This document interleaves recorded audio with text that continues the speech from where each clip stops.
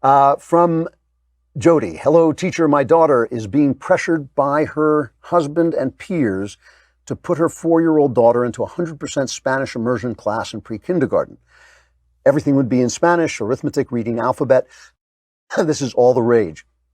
My reaction to this was intense, to say the least. Though I made it clear to my daughter that this was a decision she and her husband must make and that I'd not butt in, the thought of it cuts me to the core. I don't see why my granddaughter, who has the advantage right now of an exceptionally good vocabulary, should be hobbled in this way in the earliest years of her learning. Am I overreacting in your opinion?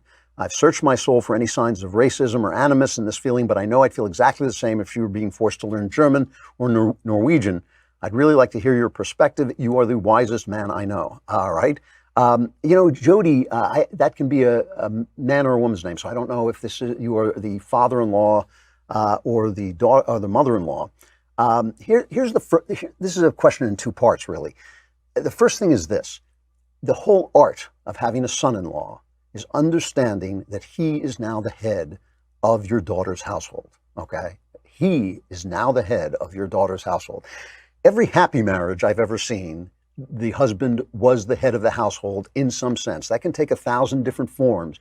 And that can take 1,000 different forms, but it's always been true in every happy marriage I've ever seen over time. It's possible that somewhere there's a happy marriage where the wife is the head of the household, and that I have nothing to say about it. I've never seen it. I've never seen every marriage I've ever seen where that was true. I was just happy there was such a thing as antidepressants because the guy was living in a hell of sorrow and sadness. But it's possible that that's true. There's no such thing as a happy marriage in which the father or mother-in-law is the head of the household or has any damn thing to say about what goes on in the household. So that's the first thing. Butt out. It's none of your business.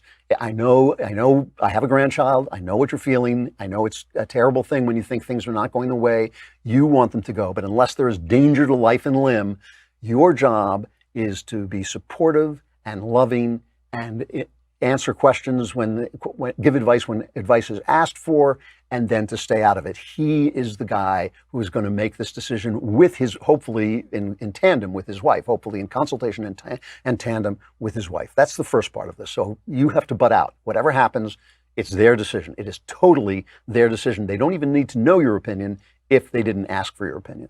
That's number one and really the most important point. The second point, are you overreacting? Yeah, I actually think you are.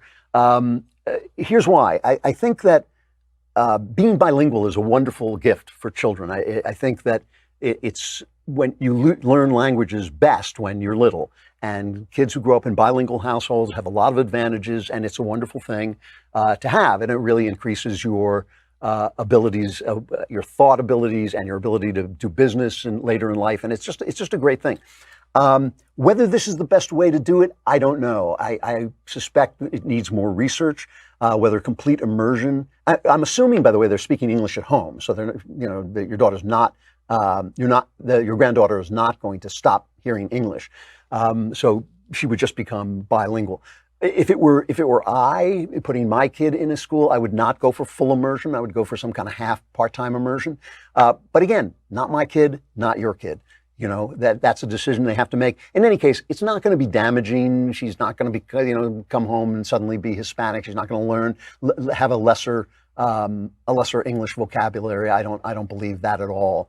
This may not be the absolute best way to do this, but I don't think it's going to be a harmful way. I don't think you should think that, and I don't think you should be that worried about it.